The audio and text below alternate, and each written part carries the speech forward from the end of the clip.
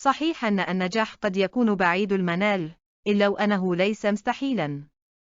ومن أجل تحقيقه، يتعين عليك أولا أن تمر بنصيبك من النضالات والرفض. نايف أكرد من مواليد 30 مارس 1996 من القنيطرة التي تبعد عن العاصمة الرباط بنصف ساعة. من عائلة كروية.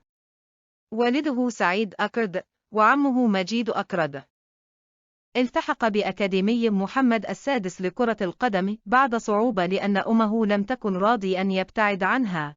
كان في البدايات يلعب وسط الميدان، لكن غيره ناصر لرغيت لقلب الدفاع. كان متميز في الأكاديمية وكان لديه طموح عالي، لكن واجه صعوبات كبيرة حيث كان يعاني من مشاكل في النمو. كان قصير القامة ونحيف، وحرم من اللعب مع المنتخب الوطني للفئة العمرية. كان أصدقائه يذهبون للمشاركة، لكنه يبقى في المؤسسة ويتدرب مع فئة أصغر منه، لكنه لم يفقد الأمل ولم يتخلى عن حلمه. وانتقل نايف بعد ذلك لمرحلة جديدة من حياته بالتحاقه بنادي الفتى الرياضي.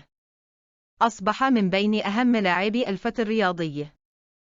رفض نايف أكرد مجموعة من العروض القادمة من مصر والخليج، على الرغم من المقابل المادي الكبير، والغاية واحد: الاحتراف على المستوى الأوروبي، وهو ما تحقق من خلال الالتحاق بفريق ديجون الفرنسي.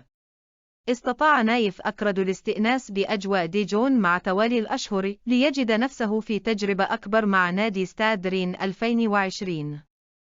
وانتقل إلى فريق وست هام الإنجليزي بعقد قيمته 34 مليون يورو. وقدم تضحيات كبيرة في مباريات كأس العالم، حيث لعب وهو مصاب وقدم مباراة أكثر من رائع.